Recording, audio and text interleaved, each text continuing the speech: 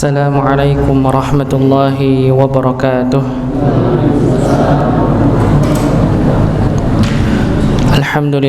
Alhamdulillahi nahmaduhu wa nasta'inuhu wa nastaghfiruh wa na'udzu billahi min shururi anfusina wa min sayyiati a'malina. Man yahdihillahu fala mudilla lahu wa man yudlil fala hadiya lahu. Asyhadu an la ilaha illallah wahdahu la syarika lah wa asyhadu anna Muhammadan abduhu wa rasuluhu amma ba'd. Qala Allah ta'ala fi kitabihil karim, a'udzu billahi minasy syaithanir rajim, wa laqad yassarnal qur'ana lidzikri fahal min mudzakir. Wa qala Nabiy sallallahu alaihi wasallam, wa majtama'a qaumun fi baitin min buyutillah yatluna kitaballah wa yatadarrasuna bainahum illa nazalat alaihimus sakinah wa ghasyiyatuhumur rahmah wa hafadhumul malaikah wa dzakarallahu fimman 'indah.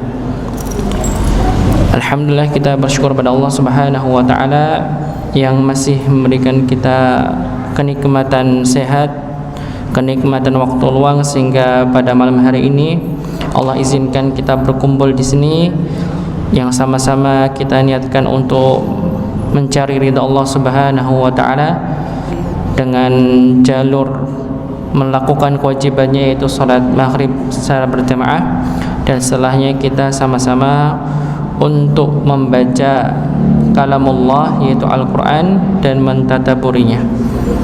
Ya, sebagaimana hadis tadi kami sebutkan, yatluna kitaballah wa yatadarrasuna bainahum. Ya, kita membaca kitab Allah dan mentadabburinya, mempelajari, mengambil setiap ayatnya ibrah yang bisa kita ambil, pelajaran yang bisa kita ambil. Ya, mohon maaf nih, kami 2 halaman, kami coba untuk 1 halaman nggak bisa, nggak tahu nih, wallahu alam. Ya, sebelum kita mulai, mari kita baca terlebih dahulu surat Al-Insyirah atau surat Syarh, nama lainnya. Ya, kalau di mushaf Indonesia biasanya dengan penamaan surat Al-Insyirah. Ya, yang ujung bagian kanan nih, Bu, paling bawah. Karena ini 2 halaman anunya, tampilannya. Kurang besar ya. Ya. Tadi kami coba untuk 1 halaman kok nggak bisa-bisa nih.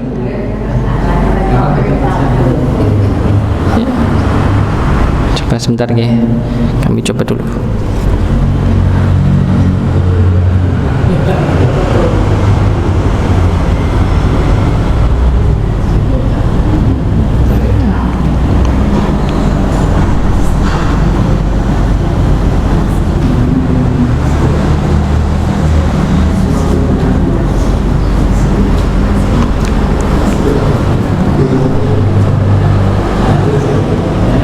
Nggak berubah.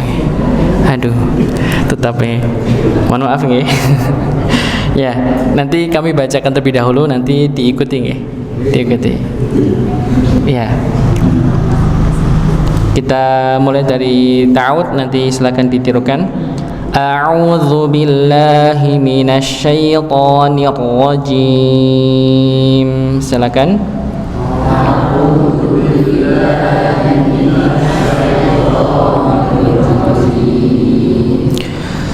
Bismillahirrahmanirrahim.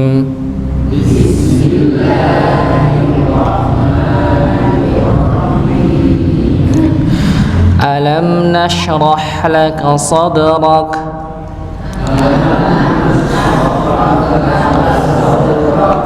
wa wada'na anka wizrak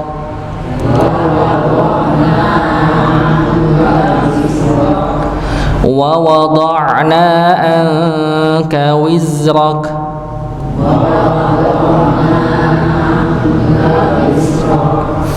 الذي أنقض ظهرك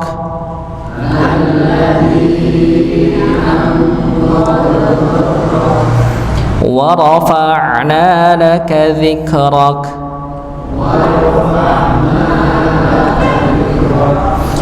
fa inna ma'al usri yusra.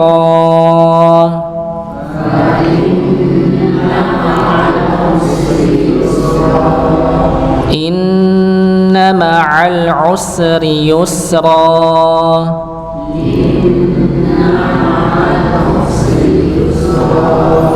Fa idza faraghta fansab.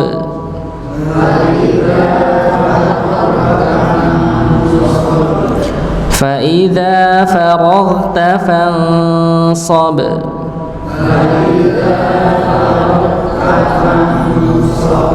Wa ila rabbika farghab.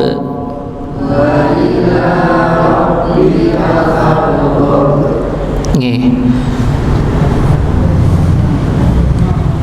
Ya, kita masuk pada tadaburnya nggih. Tadabur surat Al-Insyirah.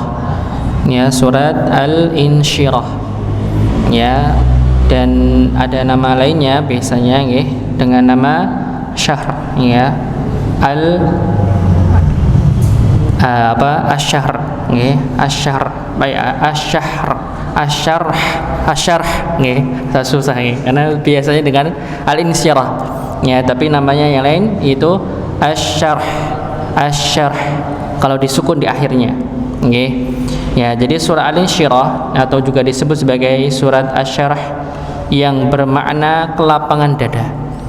Ini maknanya al-insyirah adalah kelapangan dada. Ya, adalah surat Makkiyah. Ya, jadi kalau surat Makkiyah jadi diturunkan sebelum hijrah ke kota Madinah.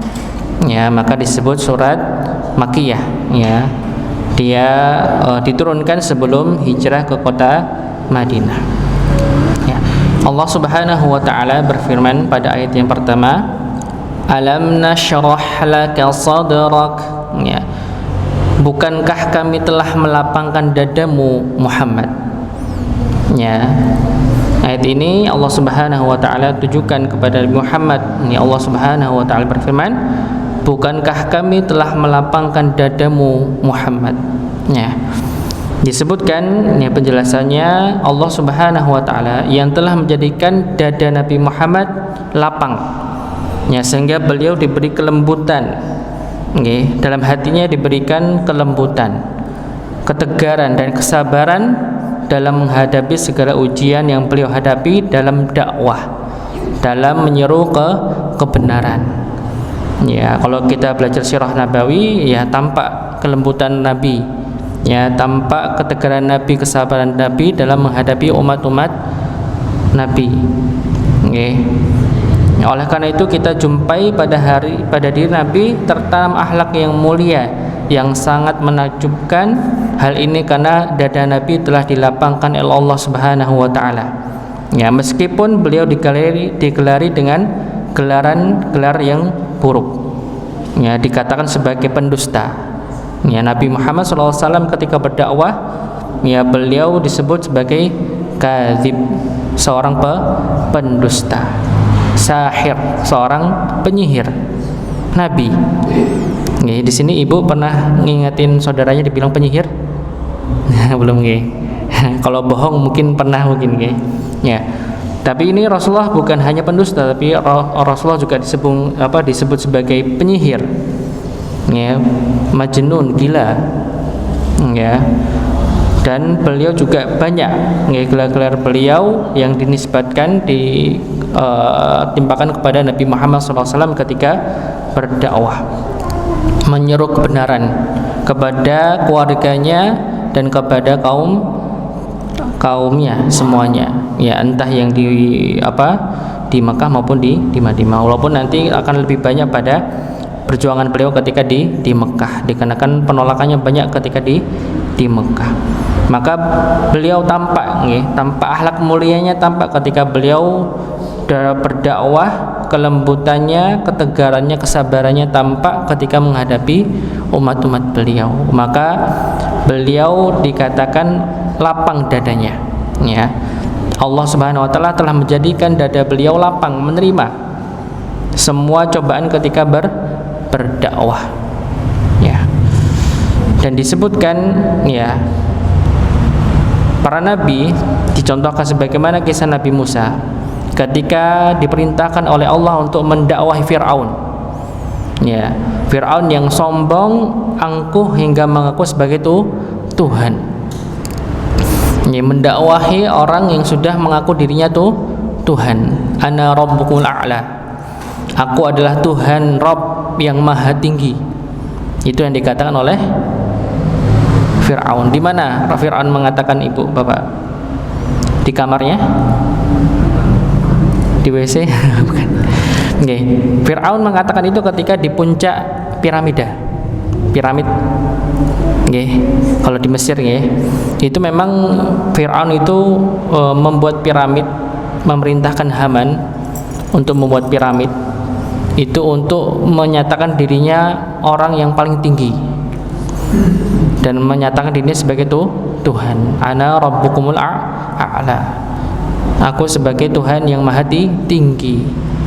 Ya, karena posisinya ketika misalnya posisi ada orang yang berhasil misalnya naik di piramid, dia akan bisa melihat kota Mesir keseluruhannya. Okay. Maka dia ingin seolah-olah dia orang yang paling tinggi derajatnya, kemuliaannya, dan ingin dipanggil sebagai Tuhan.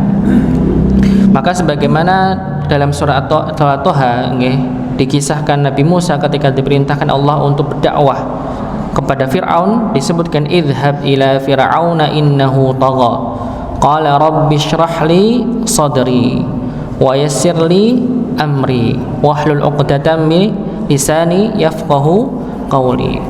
Ya, Allah Subhanahu wa taala berfirman, pergilah engkau kepada Fir'aun. Ya, dia benar-benar telah melampaui batas karena sudah mengaku sebagai Tuhan. Ya, Fir'aun ini. Ya, Nabi Musa mengatakan, ya Tuhanku, lapangkanlah dadaku. Ya, Rabbi syrahli sadri. Ini syrahli ini israh, lapangkanlah.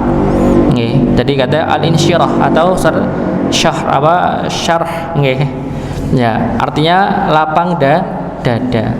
Jadi Nabi Musa berdoa kepada Nabi Muhammad kepada Allah Subhanahu wa taala, Rabbi syrahli sadri. Ya, lapangkanlah dadaku. Wa yassirli amri, dan mudahkanlah urusanku. Wahlul 'uqdatam min lisani, dan lepaskanlah kekuatan atau ikatan dari lisanku. Ya, karena Nabi Musa itu termasuk kekurangan adalah susah untuk berkomunikasi. Ada yang mengatakan kayak cedal begitu ya, atau dia kalau ngomong itu kurang jelas begitu. Maka beliau meminta untuk lisannya ini yang kaku ini dilenturkan, ya, biar mudah nanti orang nerima apa yang dikatakan begitu.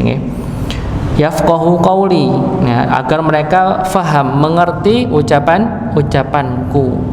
Ya, ini biasanya memang doa ini bisa kita gunakan ketika kita hendak berbicara dengan orang lain, atau ketika ya mungkin kita ngisi pengajian begitu ya, atau ketika berdakwah, biar ketika kita menyampaikan bisa diterima oleh orang lain, bisa difahami oleh orang lain, dan tidak kaku dalam mengucapkannya. Maka lapang dada Bapak Ibu sekalian, dalam berdakwah itu hal yang sangat amat penting sekali. Bagaimana Rasulullah ketika berdakwah banyak cacian, banyak hujatan, ya, banyak hujatan orang-orang yang tidak suka dengan beliau. Ya, maka kita sebagai kaum muslimin ada kewajiban untuk berdakwah, menyampaikan suatu hal yang benar. Apapun yang kita ketahui, apapun yang kita ketahui. Ya, maka ketika kita menyampaikan kebenaran, pasti ya ada yang tidak setuju, ada yang memusuhi.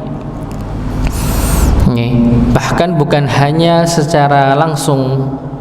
Kadang ketika kita menyampaikan itu di sosial media, banyak netizen, bahasanya kerangnya.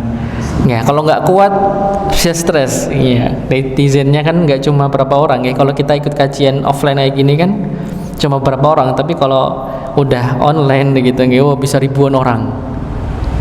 Ya, dakwahnya sangat sulit. Dan bukan hanya itu, bukan hanya orang-orang yang tidak suka saja. Kadang setan itu membuat musuh-musuh bukan hanya di kalangan orang-orang yang jelas-jelas memusuhi Islam, tapi bahkan tantangannya adalah sesama saudara kita sendiri.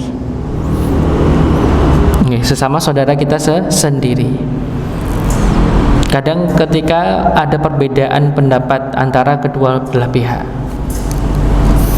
atau dikarenakan hasad, hasad dengan saudaranya yang berdakwah, mungkin begitu, mungkin dakwahnya lebih diterima oleh masyarakat umum, bahkan kelihatan jamaahnya lebih banyak dibandingkan dengan dirinya. Mulai ada kehasatan, atau mungkin dengan lainnya, entah karena apapun begitu ya, entah dikarenakan perbedaan pendapatan secara finansial maupun pendapatan secara jamaahnya. Kadang mulai ada namanya hasad ya. Dan kadang hasad itu nanti akan ditunggangi oleh setan ya. Maka nanti akan muncul namanya adu domba. Dan banyak sekali Bapak Ibu sekalian ya. Kalau kita lihat di media sosial, cuma masalah potongan video saja seorang ustadz ketika menyampaikan satu hal, karena sebenarnya dia belum memahami, bahkan belum tabayun langsung dengan orang tersebut, belum mengambil penjelasan kepada orang tersebut, tapi sudah menyalahkan, bahkan membuat sebuah konten untuk menjatuhkan ustadz tersebut. Ini bahaya, seakan-akan mencari kesalahan seorang muslim, padahal bertemu langsung dan tabayun pun belum pernah.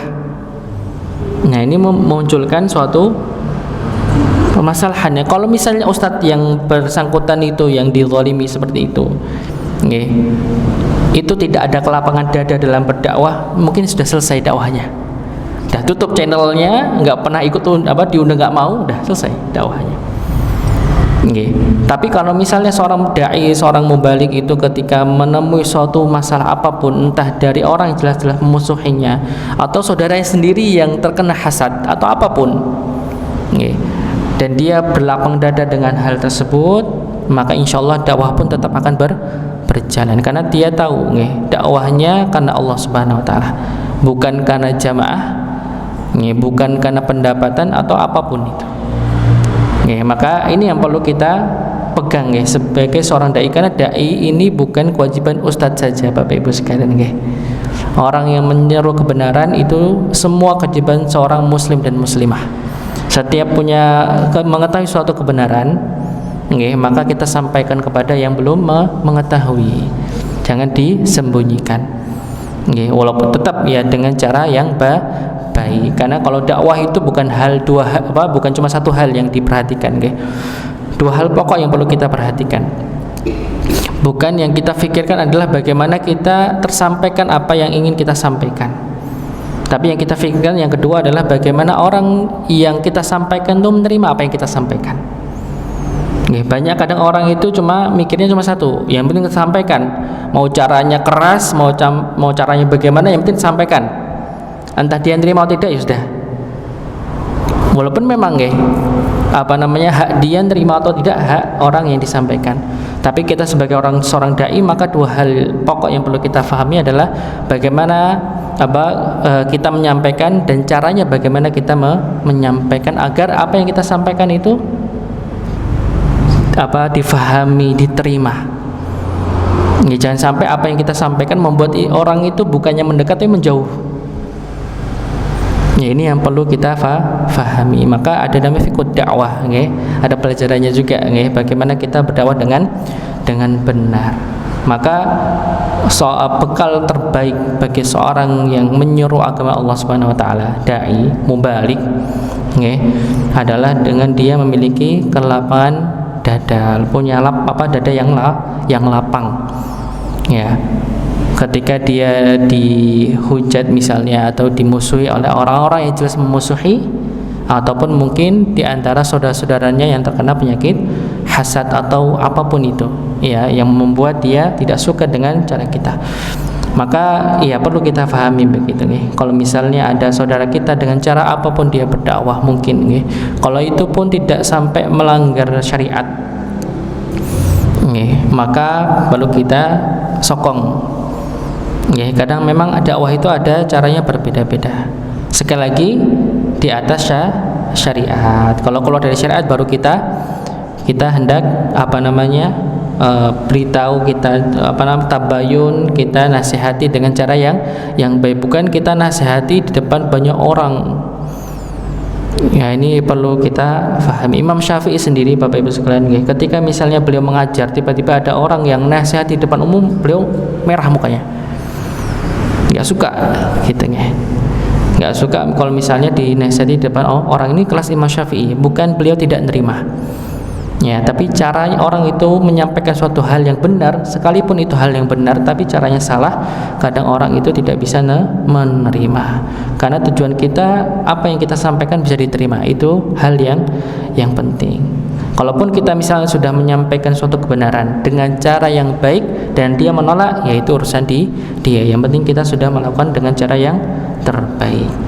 Maka semua nabi, semua para nabi, terlebih Nabi Muhammad SAW, yang memang beliau diutus oleh Allah untuk semua umatnya, bukan cuma satu suku saja, tapi semua manusia.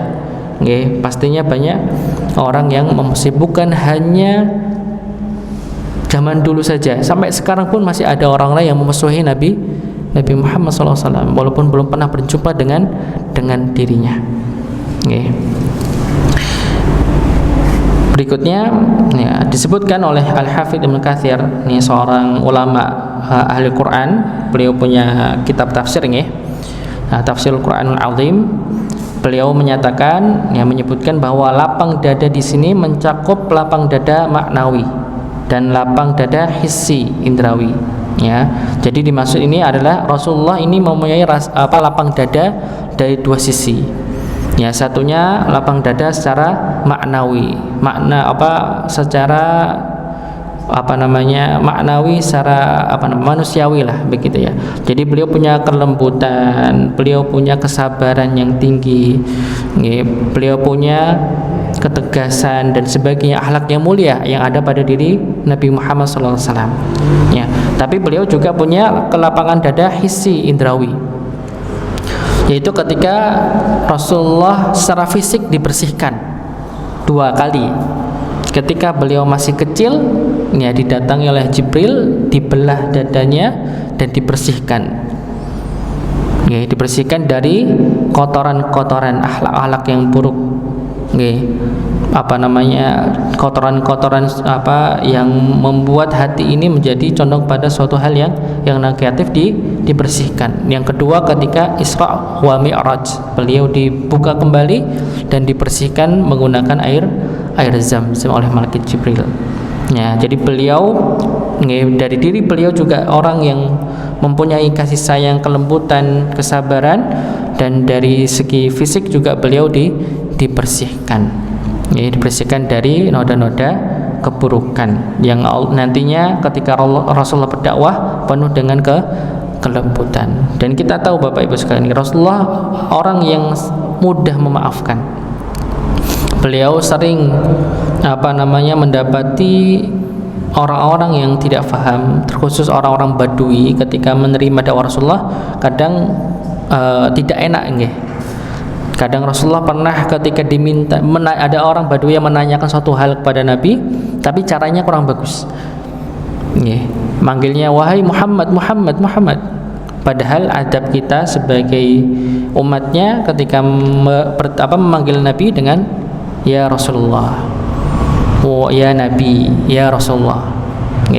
Bahkan di Quran pun Allah Subhanahu Wa Taala menyebutkannya, Allah nggak pernah mengatakan wahai Muhammad, nggak pernah. Coba kita cek aja di dalam Al-Quran, biasanya ya ayuhan Nabi, ya ayuhan Rasul, nggak pernah ya Muhammad, tidak pernah. Ini Allah Subhanahu Wa Taala, apalagi kita sebagai umatnya. Tapi Rasulullah pernah mendapati hal itu, dipanggil Muhammad, orang Badui.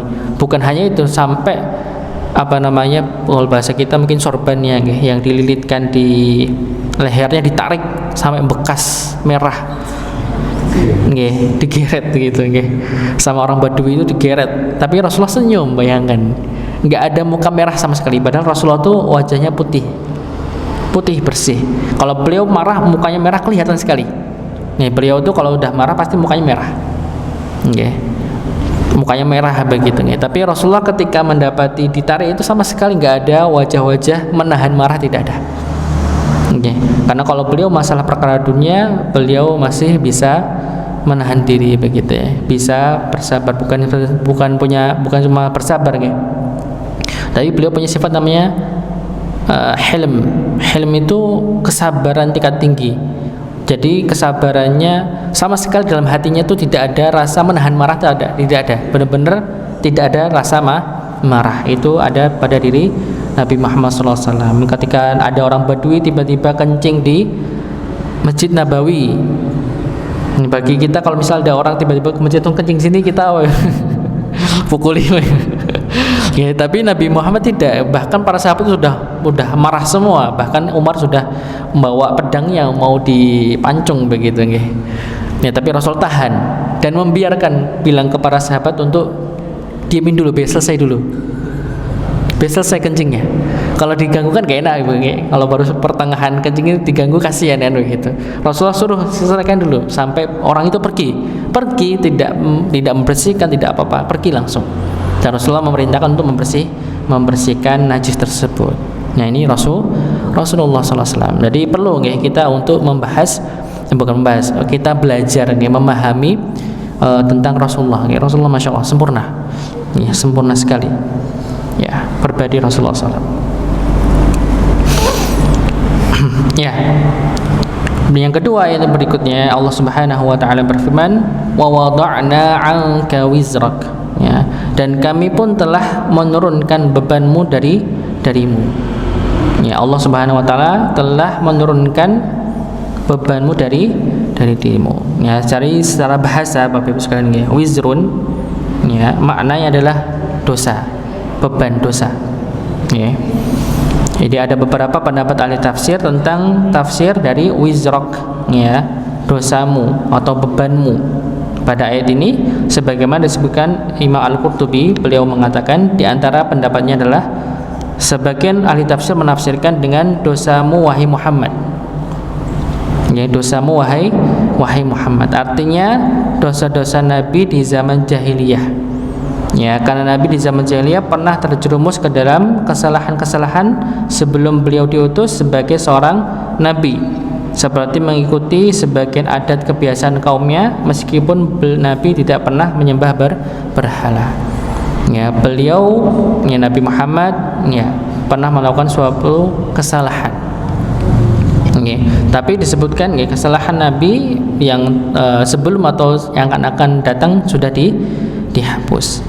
Ya, dan beliau juga kita tahu pernah ditegur oleh Allah Subhanahu wa taala di beberapa surat, di antaranya surah Abasa. Allah tegur beliau bermuka masam kepada Ummi Maktum, seorang sahabat yang Buddha yang punya keinginan untuk masuk Islam, dan yang lainnya. Di surah ini juga disebutkan. Yang kedua, sebagai ahli tafsir yang lain menafsirkan dengan dosa umatmu yang membebanimu, karena begitu perhatiannya Nabi kepada umatnya sehingga seakan-akan beliau ikut memikul suatu beban berat. Dan di antara sifat Nabi adalah ikut merasa berat terhadap apa yang memberatkan umatnya. Ya, di antaranya dosa-dosa mereka. Allah Subhanahu wa taala berfirman, "Laqad ja'akum rasulun min anfusikum azizun 'alaihi ma 'anittum harisun 'alaikum bil mu'minina raufur rahim." Sungguh telah datang kepadamu seorang rasul dari kalanganmu sendiri, berat terasa olehnya penderitaan yang kamu alami. Dia sangat menginginkan keimanan dan keselamatan bagimu, kepada umatnya maksudnya, menyantun dan penyayang terhadap orang-orang yang beriman. Nabi Muhammad SAW adalah Nabi yang sangat cinta dengan umatnya. Setiap apapun, bahkan Rasulullah, Bapak Ibu sekalian, ketika setiap sholat Bapak Ibu sekalian, setiap subuh, duhur, asar dan maghrib, beliau selalu berdoa untuk umatnya, keampunan, untuk diampuni umat-umatnya. Setiap sholat,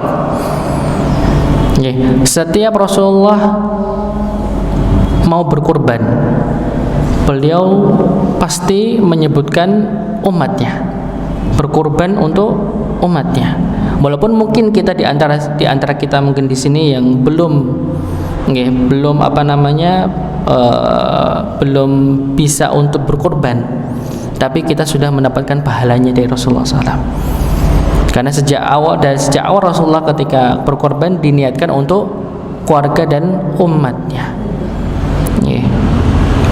Jadi Rasulullah SAW selalu mendambakan bagaimana umatnya ini begitu bisa selamat dari api neraka. Bukan hanya keluarganya saja, umatnya yang pernah mendapatinya, pernah berjumpa dengannya maupun belum berjumpa dengannya. Bahkan Rasulullah mengatakan kita ini sebagai saudara, ikhwani kata Rasulullah, saudaraku. Bahkan para sahabat mengatakan, bukankah kami saudaraku wahai Rasulullah?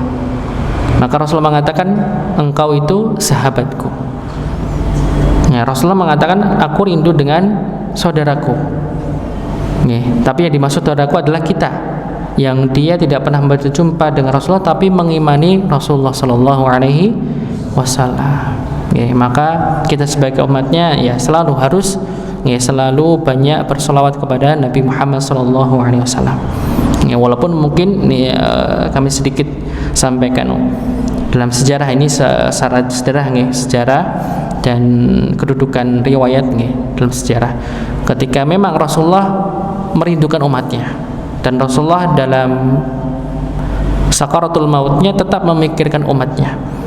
Tapi untuk mengatakan ummati, maka para ulama sejarah mengatakan itu hadisnya atau riwayatannya masih dipertanyakan. Bahkan ada yang menisbatkan riwayat itu kepada orang-orang Syiah.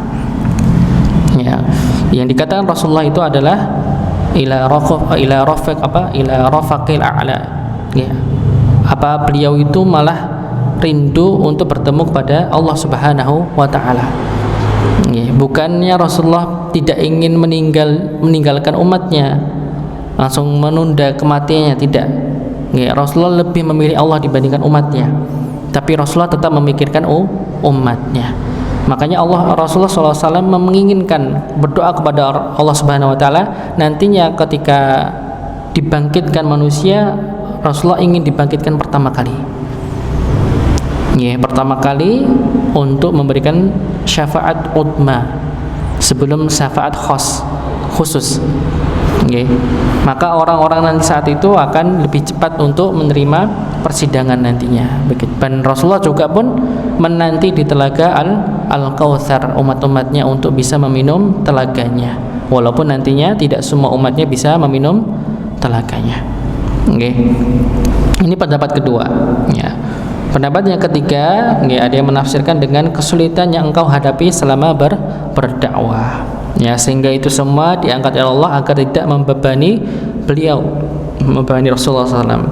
Namun pendapat yang lebih kuat dari pendapat tiga tadi adalah pendapat yang pertama, yang sesuai dengan zahir ayat tersebut, yang dosa wahai Muhammad, baik dosa yang telah lalu maupun yang akan datang. Inilah pendapat yang dipilih oleh Ibnu Katsir rahimahullah. Jadi pendapat dari tiga ini beliau lebih condong pada pendapat yang pertama. Karena kita tidak memungkiri tetap para nabi adalah manusia. Walaupun tetap mereka sebagai nabi yang dia diampuni dosanya yang telah lalu maupun akan datang, maksum. Dan maksum ini hanya kepada para nabi saja. Di luar para nabi tidak. Jadi kalau ada siapapun yang ngaku dirinya maksum, udah tingkatan ma'rifat, nggak perlu ibadah lagi, itu perlu diobati. Mungkin ada psikologinya yang kurang beres. Kalau dia merasa dia sudah tingkatan ma'rifat, nggak perlu ibadah lagi, tinggal eling saja, eling sholat, ya udah dia sudah sholat.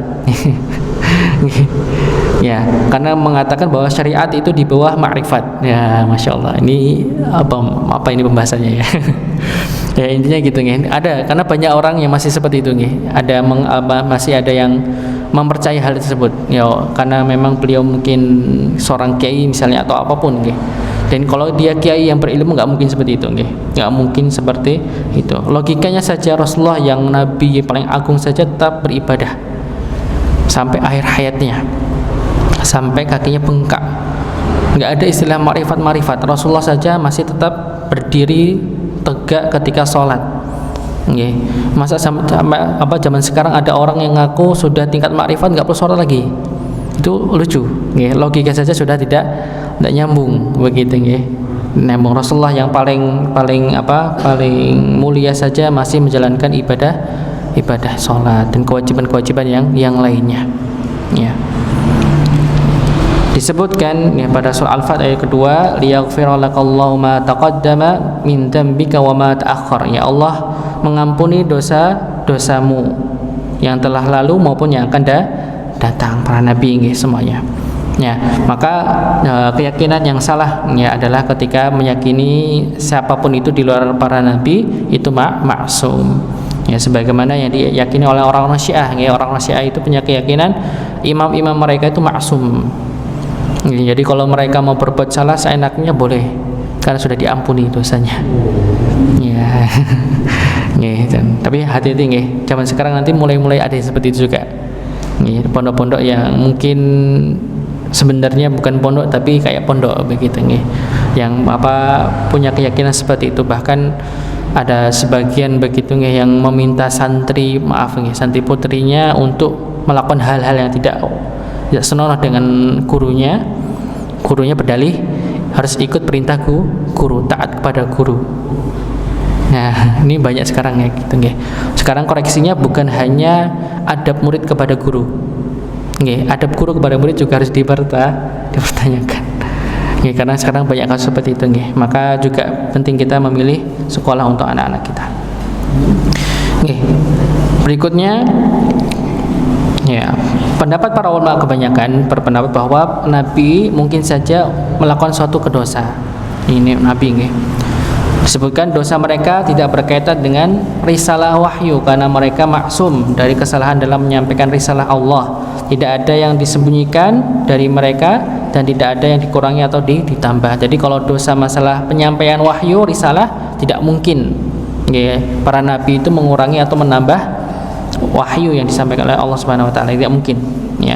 Dosa yang mereka lakukan sangatlah sedikit dan bukan dosa besar ya. Jadi dosa mereka itu sedikit kayak kalau kita hitung mungkin tidak ada hitungan jari nggih, sedikit nggih. Beda sama kita nggih. Kalau para nabi itu sedikit, kalau kita sedikit berdosa, sedikit berdosa begitu nggih.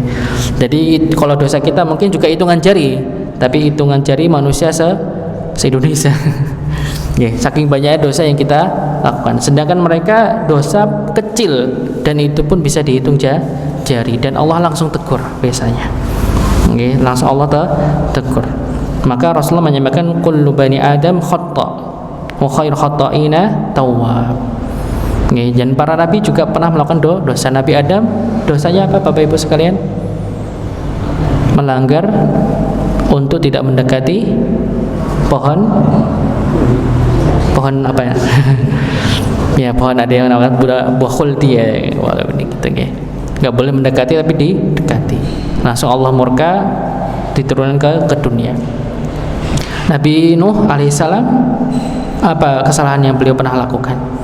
Meminta ampun untuk anaknya, karena anaknya termasuk yang kafir, tidak beriman kepada Nabi Nuh alaihissalam. Ya, Nabi